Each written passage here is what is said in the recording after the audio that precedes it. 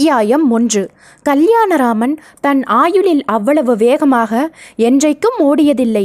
அந்த நள்ளிரவு தாண்டிய நேரத்தில் ஆள் நடமாட்டம் அறவே அற்ற சிந்தாதிரிப்பேட்டையில் குறுகலான தெருக்களில் நுரையீரல்கள் காற்றுக்காக தவிக்க உடம்பு பூராவும் வியர்த்து வழிய ஓடிக்கொண்டிருந்தான். உயிருக்கு பயந்த ஓட்டம் அது. முதுகுக்கு பின்னால் அந்த பைக் சத்தம் விடாபிடியாய் கேட்டுக்கொண்டிருந்தது. டப் டப் டப். இன்னும் 2 தெருக்களை தாண்டினால் போதும், போலீஸ் ஸ்டேஷன் வந்துவிடும். உள்ளே நுழைந்து விட்டால் அப்புறம் பயமில்லை. பைக்கின் சத்தம் இப்போது அதிகப்பட்டது. முகப்பு விளக்கின் வெளிச்சம் ஒருமுறை அவனை நனைத்து விலகியது. கல்யாணராமனுக்கு அடிவயிற்றில் பயமாய் அமிலம் சுரந்து மயிர்கால்களை சிலிர்க்க வைத்தது. போலீஸ் ஸ்டேஷனை தொடுவதற்குள் பாவிகள் பிடித்து விடுவார்களா? குறுக்கு சந்தில் திரும்பினான்.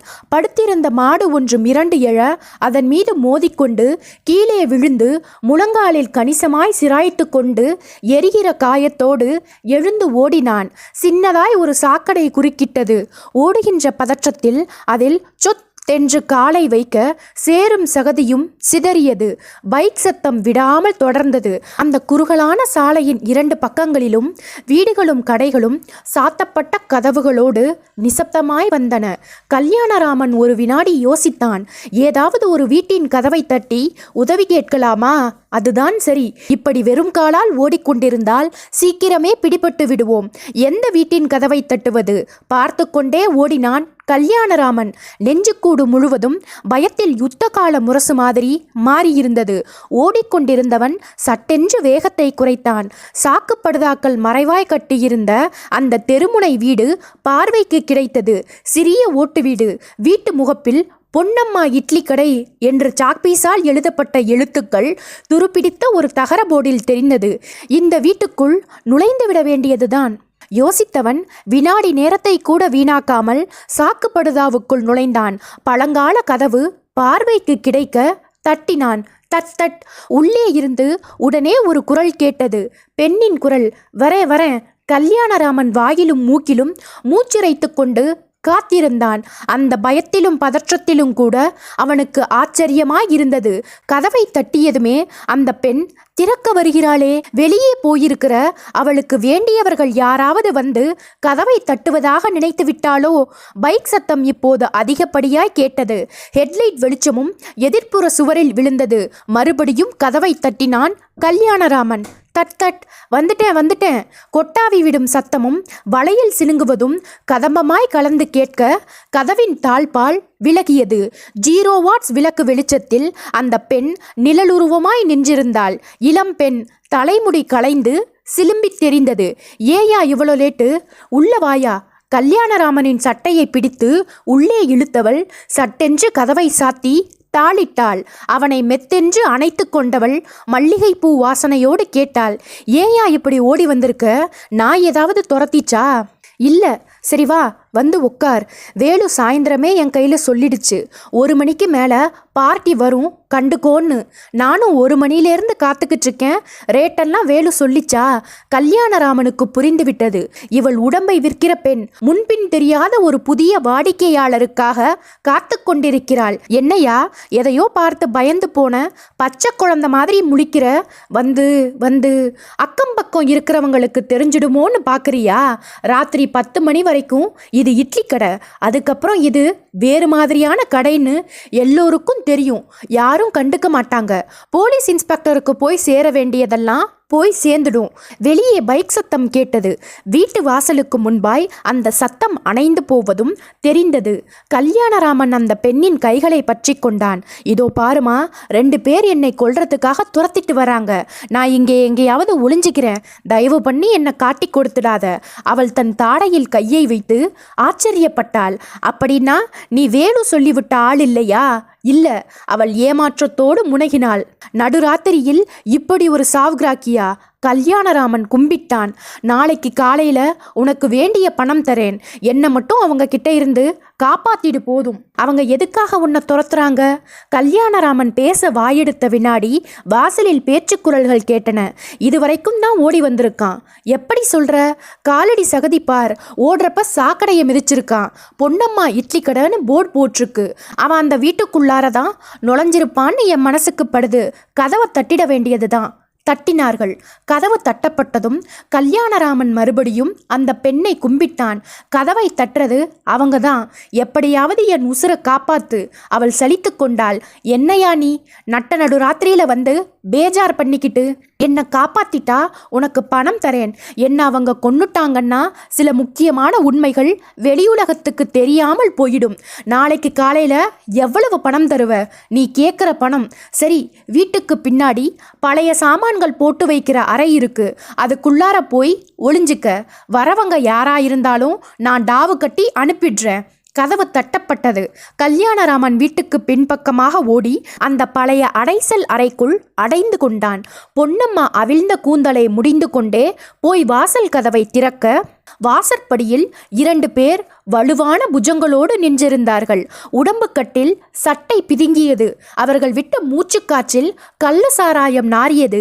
யார் வேணும்? இங்க ஒருத்தன் ஓடி வந்தானா? யாரும் வரலையே. பொய் சொல்லாத. சாக்கடை சேறு படிஞ்ச காலடி தடம் உன் வீட்டு வாசல் வரைக்கும் வந்திருக்கு. வந்தவன் அப்படியே வேறு பக்கம் எங்கேயாவது ஓடி இருக்கலாம். பக்கத்து சந்தில போய் பாருங்க. 2 பேர்களில் ஒருவன் சட்டென்று கதவை சாத்தி தாளிட, இன்னொருவன் பொன்னம்மாவின் தலைமுடியை பற்றி விசுக்கென்று உயர்த்தி பற்களை கடித்தான். பொய் சொன்ன உன் குரல் வளைய அப்படியே நசுக்கிடுவேன். நாங்க வெளியே கதவு தட்டும் போது நீ உள்ள யார் கூடவோ பேசிட்டு இருந்த. யார் அவன்? நான் யார்கிட்டையும் பேசலையே.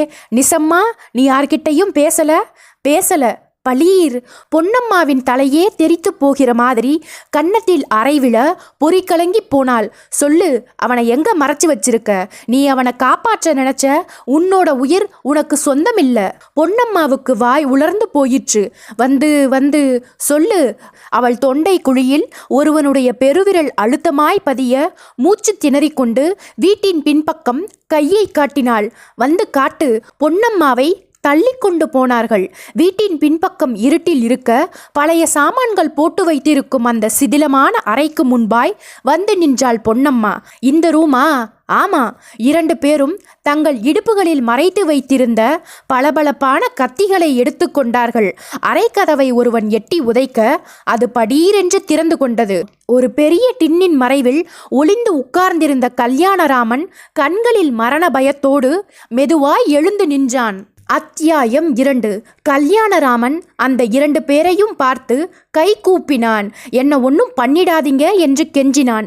முதல்ல வெளியே வாடா. கல்யாணராமன் 2 அடி முன்னாடி எடுத்து வைத்தான். உதடுகள் விடாப்பிடியாக என்னை ஒன்றும் பண்ணிடாதீங்க என்கிற வாக்கியத்தை ஒரு மந்திரம் மாதிரி சொல்லி கொண்டிருக்க பொன்னம்மா அந்த 2 பேரையும் பயமாய் பார்த்தாள். அவனை இங்கே வச்சு கொன்னுடாதீங்க. நாளைக்கு நான் தான் போலீஸ் கோர்ட்டுன்னு அலைய வேண்டியிருக்கும். அந்த ஆளை ஏதாவது பஞ்சதா இருந்தா வெளியே கொண்டு போய் 2 தெரு தாண்டி பண்ணுங்க. கல்யாணராமன் பயத்தில் உறைந்து போனான். வாடா வெளியே. அங்குலமாய் நகர்ந்து வந்தான். சீக்கிரம் வாடா. உன்னோட ஆயுசுக்கு முற்றுப்புள்ளி வச்சு ரொம்ப நேரமாச்சு. அவன் சிரித்து சொல்லிக் கொண்டிருக்கும் போதே கல்யாணராமன் பளிச்சென்று செயல்பட்டான். அடுப்பை எரிப்பதற்காக டின்களில் நிரப்பி வைத்திருந்த மரத்தூளை சட்டென்று 2 கைகளாலும் அள்ளி 2 பேர் முகங்களை நோக்கி வீச அவர்கள் நிலை குலைந்து குனிய கல்யாணராமன் கிடைத்த இடைவெளியில் புகுந்து ஓடினான். மறுபடியும் தெருவுக்கு வந்து ஓடத் தொடங்கிய போது பைக் ஸ்டார்ட் ஆகி உருமும் சத்தம் கேட்டது. இனியும் எங்கேயும் நிற்கக்கூடாது. போலீஸ் ஸ்டேஷன் தான் சரியான இடம். உடம்பில் இருக்கின்ற அத்தனை பலத்தையும் திரட்டிக்கொண்டு ஹஸ் புஸ் என்று மூச்சிரைத்து கொண்டு ராட்சசத்தனமாய் ஓடினான். பைக் தூரத்தில் படபடத்தது.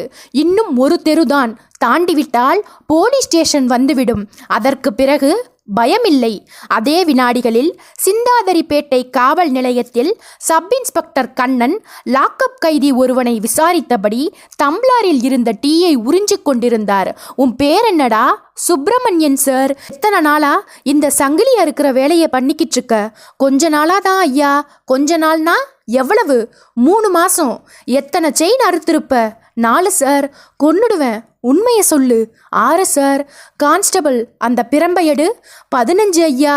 2 கைகளையும் டேபிள் மேலே வச்சு லத்தியால் ஓங்கி ஒரு போடு போட்டா எப்படி இருக்கும் தெரியுமா? நகைக்கண்ணில் ரத்தம் சொட்டு சொட்டா எட்டி பார்க்கும். சத்தியமாக சொல்கிறேன் சார், 15 தான். நகைகளை எல்லாம் எங்கே கொண்டு போய் வித்த? ஒரு மார்வாடி கிட்ட ஐயா. அந்த மார்வாடி எங்கே இருக்கான்? சவுகார்பேட்டையில் சார். அந்த மார்வாடியோட பேரு அட்ரஸை எல்லாம் எழுதி கொடு. கான்ஸ்டபிள், இவனுக்கு ஒரு பேப்பரும் பேனாவும். சப் இன்ஸ்பெக்டர் கண்ணன் சொல்லிக் கொண்டிருக்கும் போதே ஸ்டேஷன் வாசலில் அந்த அலறல் சத்தம் கேட்டது. ஒரு பைக் உருமலின் பின்னணியில் நீளமான அலறல். ஆ ஹக்! கண்ணன் எழுந்தார். கான்ஸ்டபிள், அது என்னையா சத்தம்? தெரியல சார், ஸ்டேஷன் வாசல்ல எவனோ விழுந்து கிடக்கான். கண்ணன் வெளியே ஓடினார். வாசலிலேயே அந்த இளைஞன் ஒரு கழித்து விழுந்திருந்தான். முதுகிலும் மார்பிலும் 2 கத்திகள் ஆழமாய் புதைந்திருக்க ரத்தம் கொப்பளித்து கொப்பளித்து மண்ணை நனைத்து கொண்டிருந்தது. கண்ணன் அவனை புரட்டினார். கண்களில் கடைசி நிமிட உயிர் உட்கார்ந்திருந்தது. உதடுகள் சிரமமாய் திக்கி திக்கி அசைந்தது. சார், என் பேரு கல்யாணராமன். கண்ணன் பரபரத்தார். பைக்ல வந்து உன்னை குத்திட்டு போன ஆட்கள் யார்? அவங்க கான்ஸ்டபிள், சீக்கிரம் போய் கொஞ்சம் தண்ணி கொண்டா. கண்ணன் கத்த கான்ஸ்டபிள் ஓடிப்போய் டம்ளாரில் தண்ணி கொண்டு வந்து புகட்ட தண்ணீர் உள்ளே செல்லாமல் கடைவாயில் வழிந்தது. கண்ணனுக்கு புரிந்துவிட்டது, இவன் இனி பேச மாட்டான். அந்த பைக்கை மடக்க வேண்டும். 302 சார், கண்ட்ரோல் ரூமுக்கு தகவல் கொடுத்துடு. நான் பைக்கை மடக்க முடியுமான்னு பார்க்குறேன். சொன்னவர் ஸ்டேஷனுக்கு வலதுபுறமாய் நிறுத்தியிருந்த தனது பைக்கை நோக்கி ஓட கல்யாணராமனின் துடிப்பு அடங்கி கொண்டிருந்தது. மக்கள் கட்சியின் பிரமுகர்கள் அடங்கிய அந்த அவசர கூட்டம் நேரம் நள்ளிரவை தாண்டிய பின்னும் நடைபெற்று கொண்டிருந்தது. முதலமைச்சர் நீலமேகம் நிறைய கவலையோடு பேசிக்கொண்டிருந்தார். நாம ஒரு விஷயத்தை மறந்துவிடக்கூடாது. மக்கள் முன்னே மாதிரி இல்லை. யோசிச்சு பார்க்க தொடங்கிட்டாங்க. 4 பேர் ஒரு இடத்துல ஒன்னா சேர்ந்தா மாநில அரசியலை மட்டும் இல்ல, உலக அரசியலையே அலசுறாங்க. ஆனா கட்சியில யார் என்ன தப்பு பண்ணினாலும் பத்திரிக்கைக்காரங்க அதை வெளியே கொண்டாந்துடுறாங்க. எதிர்கட்சிக்காரனவ போஸ்டர் அடித்து ஊர் பூராவும் ஒரு சுவர் பாக்கி இல்லாம ஒட்டிடுறான். ரோட்ல கீரை வித்துட்டு போற பொம்பளை கூட நின்று போஸ்டரை படிக்கிறா. நாம ஒழுக்கமா ஆட்சி பண்ணலைன்னா அடுத்த தடவை தேர்தலில் ஜெயிக்க முடியாது. ஆட்சியை நல்லபடியா நடத்துறதுக்கும் நம்ம கட்சியை பலப்படுத்துறதுக்கும் உங்க ஆலோசனைகளை எதிர்பார்க்கிறேன். கட்சியின் தலைமை மட்டத்தில் 2ஆம் இடத்தில் இருப்பவரும் கல்வி அமைச்சருமான பார்த்திபராஜன் பேச எழுந்தார். தங்க தலைவருக்கு என் தலை சாய்ந்த வணக்கம். மக்களுக்கு அரசியல் விழிப்புணர்ச்சி வந்ததாக சொன்னீர்கள்.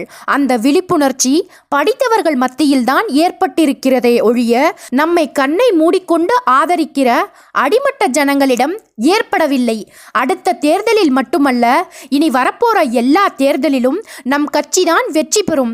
தேர்தல் சமயத்தில் நீங்கள் ஒவ்வொரு கிராமமாய் போய் உங்கள் தங்க முகத்தை காட்டி வெண்கல குரலில் 2 வார்த்தை பேசிவிட்டால் போதும்.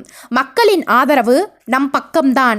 முதலமைச்சர் நீலமேகம் பெருமிதமாய் சிரிக்க மற்ற உறுப்பினர்களும் அமைச்சர்களும் கைத்தட்டினார்கள். பார்த்திபராஜன் தொடர்ந்தார். இருந்தாலும் தலைவர் கேட்டுக்கொண்டதற்கு இணங்க நம்ம ஆட்சியை நல்லபடியா நடத்தவும் கட்சியை பலப்படுத்தவும் சில யோசனைகளை சொல்ல ஆசைப்படுகிறேன்.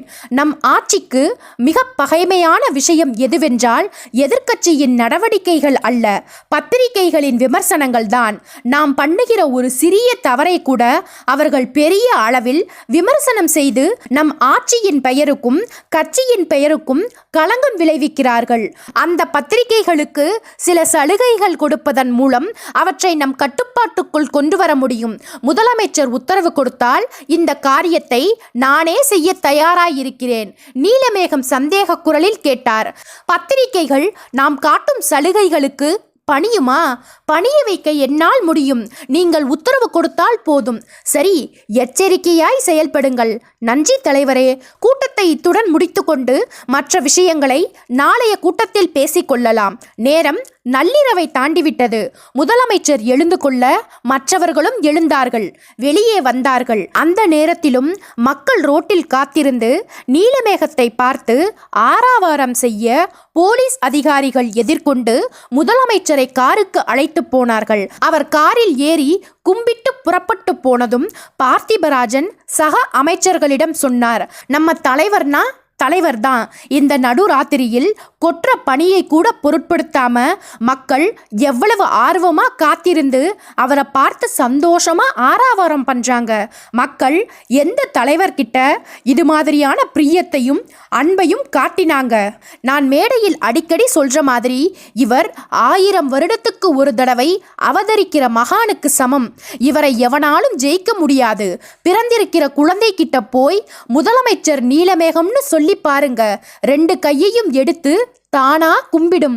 சொல்லிக்கொண்டே தன்னுடைய காருக்குள் ஏறி மற்ற அமைச்சர்களுக்கு வணக்கம் சொல்லி புறப்பட்டார். அடுத்த 15 நிமிடத்தில் பெசன் நகரின் கடற்கரையோர பங்களாவர காரை போர்டிகோவில் நிறுத்தி செஞ்சி அடித்த சல்யூட்டை வாங்கி கொண்டு உள்ளே போனார். வரவேற்பறையில் அந்த 2 பேர் பவ்யமாய் எழுந்து கை கட்டி நின்றார்கள். பார்த்திபராஜன் தன் கண்ணாடியை ஆச்சரியமாய் கலற்றினார். என்னடா இந்த நேரத்துல? ஒருவன் கிசுகிசுத்தான். ஐயா, ஒரு தப்பு நடந்து போச்சுங்க. தப்பா? என்ன தப்பு? அது வந்துயா சொல்ல முற்பட்டவனை கையமர்த்தினார். என் ரூமுக்கு போய் பேசலாம் வா. போனார்கள். அறைக்குள் நுழைந்ததும் கதவை தாளிட்டார். பார்த்திபராஜன் கட்டிலில் சாய்ந்தார். சொல்லு, என்ன தப்பு? ஐயா, வர ஆகஸ்ட் 15ஆம் தேதி சுதந்திர தினத்தன்னைக்கு முதலமைச்சர் நீலமேகத்தை நாம தீர்த்து கட்ட போட்டிருந்த திட்டத்தை கட்சி தொண்டன் ஒருத்தன் தெரிஞ்சுக்கிட்டான். பார்த்திபராஜன் திடுக்கிட்டார். கட்சி தொண்டனுக்கு திட்டம் தெரிஞ்சு போச்சா? யார் அவன்? பேரு கல்யாணராமன், மதுராந்தக வட்டச் செயலாளர். அவனுக்கு எப்படி தெரிஞ்சது? 1 மணி நேரத்துக்கு முன்னாடி கட்சி ஆபீஸுக்கு பின்னாடி இருக்கிற டாய்லெட்டுக்கு பக்கத்துல நின்று நானும் இவனும் பேசிக்கிட்டு இருந்தோம். டாய்லெட்டுக்கு வந்த கல்யாணராமன் மறைஞ்சு நின்று நாங்கள் பேசிட்டு இருந்ததை கேட்டுட்டான். நாங்க அவனை பார்த்துட்டோம். அங்கேயே அவனை தீர்த்து கட்ட நினைச்சோம். தப்பிச்சு ஓட ஆரம்பிச்சான். பைக்ல துரத்தினோம்.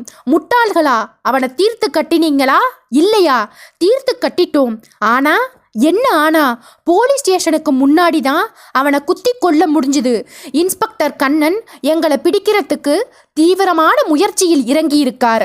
ஊர் பூராவும் போலீஸ் ஜீப்கள் அலைஞ்சிக்கிட்டு இருக்கு. அத்தியாயம் 3. பார்த்திபராஜன் வியர்த்த முகமாய் அந்த 2 பேரையும் ஏறிட்டார். Police station வாசல்லையே கொன்னுட்டீங்களா? ஆமாங்க ஐயா. இன்ஸ்பெக்டர் பேர் என்ன சொன்னீங்க? கண்ணன். கல்யாணராமனை குத்தி கொன்னப்ப உங்க 2 பேரையும் யாராவது பார்த்தாங்களா? இல்லைங்கய்யா. தெருவில் ஒரு காக்க கூட கிடையாது.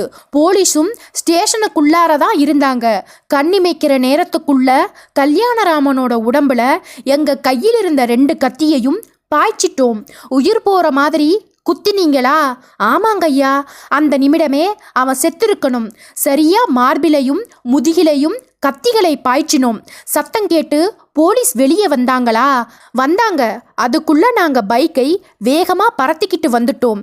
ஆனால் பார்த்திபராஜன் கோபமாய் நிமிர்ந்தார். விஷயத்தை முழுசா சொல்லி தொலைங்கடா நாய்ங்களா. கல்யாணராமன் எங்களுக்கு பயந்து ஓடினப்ப பொன்னம்மாங்கிற ஒருத்தி வீட்டில் போய் ஒளிஞ்சிக்கிட்டான். நாங்களும் அந்த வீட்டுக்குள்ள நுழைஞ்சு தேடினப்ப அந்த பொன்னம்மா எங்களை பார்த்துட்டா. உங்க 2 பேரையும் அவளுக்கு அடையாளம் தெரியும்னு சொல்ற. ஆமாங்கய்யா. யார் அந்த பொன்னம்மா? உடம்ப விற்கிற பொண்ணுங்க. அந்த வீட்டில் அவளை தவிர வேற யாரும் இல்லை. இல்லைங்கய்யா. சரி, விடியறதுக்குள்ள அவள் காரியத்தை முடிச்சிடுங்க. நான் போலீஸ் விவகாரத்தை பார்த்துக்கிறேன். சரிங்கய்யா. அவர்கள் தலை அசைத்து நகர முயல பார்த்திபராஜன் கையமர்த்தி கேட்டார். எதுல போறீங்க? தெரிஞ்ச ஆட்டோ ஒன்று இருக்கு, அதை ஏற்பாடு பண்ணிக்கிட்டு போயிடுறோம். பைக்கை எங்க வச்சுக்கீங்க? பாபு ஒர்க் ஷாப்ல. பைக்கை பார்ட்டா கலட்டி ஹேங்கர்ல மாட்டிட்டோம். சரி, கிளம்புங்க. அந்த பொன்னம்மாவை முடிச்சிட்டு 4-5 நாளைக்கு வெளியே தலை காட்டாதீங்க. நான் சொல்லிவிட்ட அப்புறம் வந்தா போதும். தலையசைத்து கும்பிட்டு விட்டு வேக வேகமாய் நடந்தார்கள். அடுத்த அரை மணி நேரத்திற்குள் உதவி கமிஷனர் பார்த்திபராஜனுக்கு முன்பாய் விரைப்பாய் நின்றிருந்தார். அறையில் வேறு யாரும் இல்லை. தலைக்கு மேல் மின்விசிறி மட்டும் சாவதானமாய் சுழன்று கொண்டிருந்தது. பார்த்திபராஜன் கேட்டார். C1 போலீஸ் ஸ்டேஷன் வாசல்ல ஒரு கொலை நடந்த விஷயத்தை கேள்விப்பட்டீங்களா? கேள்விப்பட்டேன் சார். கொலையான ஆள் யாருங்கிறத கண்டுபிடிச்சிட்டீங்களா? இன்னும் இல்லை. பைக்கில் வந்த கொலையாளிகளை தேடுற வேலை சிட்டி பூராவும் மும்மரமாக நடந்துக்கிட்டு இருக்கு. வீண் அலைச்சல். பார்த்திபராஜன் சிரித்தார். உதவி கமிஷனர் நெற்றியை சுருக்கினார். என்ன சார் சொல்றீங்க? உங்க காவல்துறைக்கு செய்தி வரத்துக்கு முந்தியே எனக்கு வந்தாச்சு. கொலையானவன் பேரு கல்யாணராமன். நம்ம ஆளுங்கட்சியை சேர்ந்த தொண்டன். மதுராந்தகம் தொகுதியில் ஒரு வட்ட செயலாளர். உள்கட்சி பூசல் காரணமா நம்ம முதலமைச்சருக்கு வேண்டிய ஒருத்தர் ஆட்களை வச்சு கல்யாணராமனை தீர்த்து கட்டியிருக்கார். இது உண்மையான நிலவரம். ஆனா பேப்பர்ல நாளைக்கு வேற விதமா செய்தி வரணும். உதவி கமிஷனர் புன்னகைத்தார். எப்படி வரணும்னு சொல்லுங்க சார், அப்படியே பண்ணிடுவோம். இந்த அட்ரஸை குறிச்சிக்குங்க. இடியோசை சேது, கதவு எண் 46, பெருமாள் கோவில் வீதி, வடபழனி. இந்த அட்ரஸுக்கு உடனடியாக புறப்பட்டு போங்க. அது வீடு இல்லை, ஒரே ஒரு ரூம் தான். அந்த ரூம்ல தான் மேடை பேச்சாளன், எதிர்க்கட்சி ஆள் இடியோசை சேது தங்கி இருக்கான். அவன் கூட அவனோட நண்பன் தேவேந்திரனும் இருப்பான். கல்யாணராமனை கொலை செஞ்ச குற்றத்துக்காக கைது பண்ணி கொண்டாந்துடுங்க. ரூமுக்கு வெளியே அவனோட ராஜ்தூத் பைக்கும் இருக்கும். அதை கைப்பற்றிடுங்க. அந்த 2 பேரையும் லாக்கப்புக்கு கொண்டு வந்துட்ட பின்னாடி குற்றத்தை ஒத்துக்க வைக்க வேண்டியது உங்க வேலை. உதவி கமிஷனர் பற்களை காட்டினார். நீங்க இனி நிம்மதியா தூங்குங்க சார். மற்றதை நான் பார்த்துக்கிறேன். நாளைக்கு காலையில பேப்பர் செய்தி எப்படி வரணும் தெரியுமா? தெரியும் சார். சொல்லுங்க பாப்போம். ஆளுங்கட்சி தொண்டர் கல்யாணராமன் ஓட ஓட விரட்டி கொலை. போலீஸ் நிலையம் முன்பாக எதிர்க்கட்சியினரின் வெறி செயல். பார்த்திபராஜனின் முகம் பிரகாசத்துக்கு போயிற்று. குட், ரொம்பவே தேறிட்டீங்க. கமிஷனர் பதவிக்கு இந்த வருட கடைசிக்குள்ள அப்பாயிண்ட் பண்ணிடுறேன். அந்த நாளை தான் எதிர்பார்த்துக்கிட்டு இருக்கேன் சார். சிரித்துக்கொண்டே உதவி கமிஷனர் நகர்ந்து வெளியே நின்றிருந்த தனது பைக்கை நோக்கி போனார். C1 காவல் நிலையம். உதவி கமிஷனர் உள்ளே வருவதை பார்த்ததும் கண்ட்ரோல் ரூமோடு பேசிக் கொண்டிருந்த இன்ஸ்பெக்டர் கண்ணன் அவசரமாய் பேச்சை முடித்துக்கொண்டு சல்யூட் அடித்தார். டெட் பாடியை மார்ச்சுவரிக்கு கொண்டு போயிட்டீங்களா? இப்பதான் அனுப்பி வச்சேன் சார். பாடியோடு யார் போயிருக்காங்க? சப் இன்ஸ்பெக்டர் உஷேன் போயிருக்காரு சார். கொலையான ஆசாமி யாருன்னு தெரிஞ்சுதா? பேரு கல்யாணராமன் சார். எப்படி தெரிஞ்சுது? உயிர் பிரியிற நேரத்துல அவனே திக்கி திணறி தன்னோட பேரை சொன்னான். வேற ஏதாவது சொன்னானா? இல்லை, அதுக்குள்ள செத்துட்டான். மிஸ்டர் கண்ணன், ஒரு நிமிடம் அந்த அறைக்கு வாங்க. இந்த கொலையை பத்தின முக்கியமான விஷயத்தை உங்ககிட்ட சொல்லணும். கண்ணன் உதவி கமிஷனரை பின்தொடர்ந்து பக்கத்தில் இருந்த ரெக்கார்ட்ஸ் அறைக்கு போனார். அறை பழுப்பு வெளிச்சத்தில் இருந்தது. இந்த கொலைக்கான காரணம் என்னவா இருக்கும்னு நினைக்கிறீங்க? தெரியல சார். எனக்கு தெரியும். இது அரசியல். கல்யாணராமன் ஒரு ஆளுங்கட்சி தொண்டன். அவன் எதுக்காக கொலை செய்யப்பட்டான்? அவனை பைக்கில் துரத்திட்டு வந்து இவ்வளவு கொடூரமா கொலை பண்ணினது யாருன்னும் எனக்கு தெரியும். கண்ணன் பரபரத்தார். அந்த கொலையாளிகள் யார் சார்?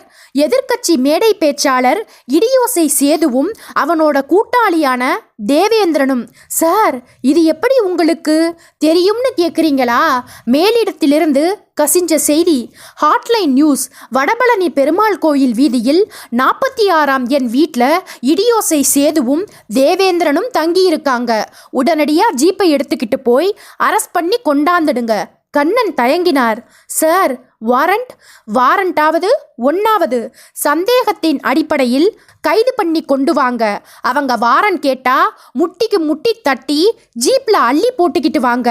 லாக்கப்ல வச்சு விடியறதுக்குள்ள உண்மையை வாங்கிடுறேன். Yes sir. கண்ணன் சல்யூட் ஒன்றை கொடுத்து தொப்பியை சரிப்படுத்தியபடி வெளியேற உதவி கமிஷனர் அகலமாய் புன்னகைத்து கொண்டார். போர்வைக்குள் சுருண்டிருந்த பொன்னம்மாவுக்கு தூக்கம் வரவில்லை. நெஞ்சுக்கூடு திக் திக் என்று அடித்து கொண்டிருந்தது. அந்த 2 பேர்கிட்ட இருந்து அந்த ஆள் தப்பிச்சிருப்பானா? ஒருவேளை கொன்னுருப்பாங்களா? பைக்கில் துரத்திட்டு போனாங்க. எவ்வளவு நாளிதான் ஓட முடியும்? அந்த பாவிங்க நிச்சயமா அவனை குத்தி கொன்னிருப்பாங்க. யோசனையில் தூக்கம் பிடிக்காமல் புரண்டவளின் காதுகளில் அந்த சத்தம் கேட்டது. யாரோ வாசற்படி ஏறும் சத்தம். சரக் சரக். பொன்னம்மா எழுந்து உட்கார்ந்தாள். இதயம் பாட்டிலுக்குள் அடைத்த பட்டாம்பூச்சியாய் அடித்து கொண்டது. That that. கதவு மெல்ல தட்டப்பட்டது. பொன்னம்மா வாரி சுருட்டி கொண்டு எழுந்து கதவை நோக்கி போனாள். சாவி துவாரத்தில் கண் வைத்து பார்த்தாள். உடம்பின் ஒவ்வொரு செல்லும் உறைந்து போயிற்று. அந்த 2 பேர் நின்றிருப்பது அந்த இருட்டிலும் தெளிவாய் தெரிந்தது. அத்தியாயம் 4. கதவுக்கு வெளியே இருட்டான வாசற்படியில் அந்த 2 பேர் நின்றிருப்பதை பார்த்ததும் பொன்னம்மாவின் உடம்பிலிருந்த வியர்வை ஊற்றுகள் அவசர அவசரமாய் சுரந்து அவளை நனைத்தன. மறுபடியும் அந்த பாவிங்க தான், என்ன செய்யலாம்? பொன்னம்மா வியர்த்து கொண்டே யோசித்தாள். இந்த 2 பேரும் உடனடியாக திரும்பி வந்திருக்கிறதை பார்த்தால், இங்கே ஒளிஞ்சிக்க வந்தவன் இவங்க கைக்கு கிடைக்கல போலிருக்கு. அவன் யார், என்ன விவரம்னு கேட்கறதுக்காக மறுபடியும் வந்திருக்காங்க. சிறிது நேரத்துக்கு முன்னால் அவளை ஒருவன் பேய்த்தனமாக அறைந்தது ஞாபகத்திற்கு வந்தது. இவங்க கிட்ட மாட்டிக்கிட்டா தொழிலுக்கு உபயோகப்படாத மாதிரி உடம்ப பின்னி எடுத்துடுவாங்க. டொக் டொக் மெல்ல பின்வாங்கினாள். வெளிச்சம் கொடுத்து கொண்டிருந்த 0 வாட்ஸ் விளக்கை அணைத்தாள். டொக் டொக் கதவு தொடர்ந்து தட்டப்பட்டு கொண்டிருக்க பொன்னம்மா எதன் மீதும் மோதிக்கொள்ளாமல் அங்குலம் அங்குலமாய் பின்வாங்கி முற்றத்துக்கு வந்தாள். அடைசல் சாமான்களை போட்டு வைத்திருந்த அறையை தாண்டி பின்பக்க சுவருக்கு வந்தாள். தட் தட் கதவு இப்போது வேகமாய் இடிப்பட்டது. பொன்னம்மா ஒரு சுவரோரமாய் உருண்டு கிடந்த ஒரு டின்னின் மேல் கால் வைத்து ஏறி மறுபக்கம் குதித்தாள். குப்பை தொட்டிக்கு பக்கத்தில் சுருண்டு படுத்திருந்த நாய் ஒன்று திடுக்கென்று விழித்து கொண்டு குரைக்க கதவை தட்டி கொண்டிருந்தவர்களின் நெற்றிகள் உயர்ந்தன. ஒருத்தரை ஒருத்தர் பார்த்து கொண்டார்கள். துரை, ரொம்ப நேரமா கதவை தற்றோம், கதவு திறந்த பாடில்லை. பின்பக்கமா நாய் குறைக்கிற சத்தம் வேற கேட்குது. பின்னாடி போய் பார்த்துடலாம்ங்கிறியா மணி? ஆமா, சரி நட. சந்தேகம்னு வந்துட்ட பின்னாடி போய் பார்த்துடுறது நல்லது. வேக வேகமாய் நடந்து வீட்டின் பின்பக்கத்திற்கு வர சற்று தொலைவில் ஓடிக்கொண்டிருந்த பொன்னம்மா பார்வைக்கு சிக்கினாள். துரத்தத் தொடங்கினார்கள். வடபழனி பெருமாள் கோயில் வீதியின் நிசப்தத்தை அறுத்து கொண்டு போலீஸ் ஜீப் ஹெட்லைட் வெளிச்சத்தை வாரி இறைத்தபடி உள்ளே நுழைந்தது. தெரு அரை இருட்டில் தெரிய வெளிச்சமாயிருந்த மகாலட்சுமி பேக்கரிக்கு முன்பாய் ஜீப்பை நிறுத்தினார் இன்ஸ்பெக்டர் கண்ணன். கண்ணாடி ஜாடிக்குள் பிஸ்கெட்டுகளை அடுக்கிக் கொண்டிருந்த அந்த லுங்கி கட்டிய ஆசாமி ஜீப்பை பார்வையால் வாங்கியதும் கலக்கமாய் நிமிர கண்ணன் அவனை கையசைத்து கூப்பிட்டான். இங்கே வாயா. அவன் லுங்கியை தலைய விட்டு கொண்டு ஓடி வந்தான். கண்ணன் கேட்டார், இடியோசை சேது வீடு எது? பொதுக்கூட்டத்தில் பேசுவாரே அவர் வீடுங்களா? ஆமா. கை காட்டினான். அதோ சைக்கிள் ரிக்ஷா நிற்கிதே, அதுக்கு சேர்ந்த மாதிரி இருக்கிற வீடு தாங்க. ஜீப் அடையாளம் வைத்து கொண்டு கிளம்பி அந்த வீட்டுக்கு முன்பாய் நின்றது. சுவரில் இடியோசை சேது என்கிற பெயர் பலகை. வாசல் திண்ணையில் ஒரு பைக்.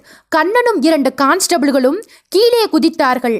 கண்ணன் கையில் வைத்திருந்த குச்சியால் கதவை தட்டினார். காலிங் பெல் இருக்கு சார். அழுத்தியா? ஒரு கான்ஸ்டபிள் அழுத்த உள்ளே அது பர்ர் பர்ர் என்று கத்தி அடங்கியது. அறைக்குள் தூக்க கலக்கமான பேச்சு குரல்கள். சேது, யாரோ பெல் அழுத்துறாங்க. நீயே எந்திரிச்சு போய் பாரு தேவு. எவனாவது கட்சிக்காரன் தூங்குறதுக்காக இடம் கேட்டு வந்திருப்பான். உள்ளே குழல் விளக்கு வெளிச்சம் பிடித்து கொள்ள கதவின் தாழ்பால் விலகியது. காக்கி உடைகளை பார்த்ததும் அவனுடைய முகம் உடனே மாறியது. கத்தினான், சேது, போலீஸ். போர்வைக்குள்ளிருந்து சேது அவசர அவசரமாய் வெளிப்பட்டான். லுங்கியை சரியாய் உடுத்தி கொண்டே கண்ணனை கலவரமாய் பார்த்தான். யார் வேணும் சார்? நீங்க 2 பேரும் தான். என்ன சொல்றீங்க சார்? கல்யாணராமனை கொலை பண்ணின குற்றத்திற்காக உங்களை கைது பண்ண வந்திருக்கோம். 2 பேரும் துடித்து நிமிர்ந்தார்கள். கல்யாணராமனா? யார் சார் அது? இந்த நடிக்கிற வேலையெல்லாம் இங்கே வேண்டாம். 2 பேரும் போய் ஜீப்ல ஏறுங்க. இன்ஸ்பெக்டர், நீங்க எங்கேயோ போக வேண்டியவங்க, இங்க வந்துட்டீங்கன்னு நினைக்கிறேன். நான் இடியோசை சேது, இவன் என்னோட நண்பன் தேவேந்திரன். கண்ணன் புன்னகைத்தான். தெரிஞ்சுதான் வந்திருக்கோம், போய் ஜீப்ல ஏறுங்க. சார், எதையும் கேட்க நான் தயாரா இல்ல. சொல்ல வேண்டியதெல்லாம் ஸ்டேஷன்ல வந்து சொல்லிக்கலாம். சார், இது அநியாயம். நீங்கள் சொல்ற கல்யாணராமன் யாருன்னே எனக்கு தெரியாது, என் நண்பனுக்கும் தெரியாது. அதை பத்தியெல்லாம் ஸ்டேஷன்ல போய் பேசிக்கலாம். ஷர்ட்டை மாட்டிக்கிட்டு வெளியே வாங்க, நாங்க வர முடியாது, இது ஆளுங்கட்சியோட. டேய், கண்ணன் கையில் இருந்த பிரம்பை காட்டினார். இனி ஒரு வார்த்தை பேசினாலும் சரி, உடம்புல இருக்கிற தோல் உறிஞ்சிடும். மரியாதையா போய் ஜீப்ல ஏறுங்க.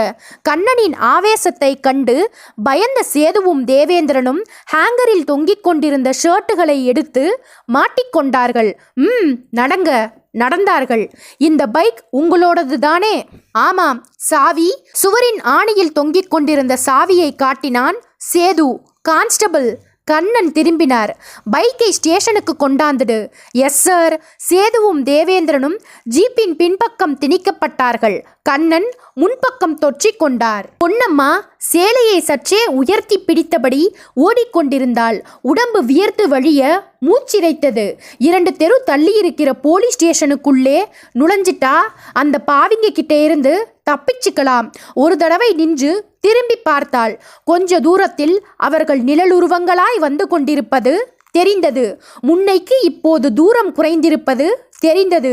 பொன்னம்மாவுக்கு பயம் வந்தது. இதே ரீதியில் ஓடினா புடிச்சிடுவாங்களே. சுற்றும் முற்றும் பார்த்தால் சாலையின் இடது பக்கம் செடி கொடிகள் மண்டிய இடத்துக்கு நடுவில் ராட்சச சிமெண்ட் குழாய்கள் தெரிய அதை நோக்கி ஓடினாள். சாக்கடை நாற்றம் வயிற்றை புரட்டினாலும் அடக்கி கொண்டு செடிகளுக்கு மத்தியில் தவழ்ந்து ஒரு சிமெண்ட் குழாயின் வாய்க்குள் புகுந்தாள்.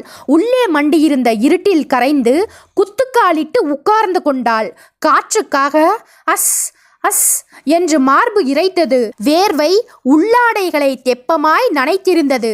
பார்வையை ரோட்டின் மேலேயே போட்டு அவர்கள் கடந்து போவதை எதிர்பார்த்து காத்திருந்தாள். ஆட்களை காணோம்.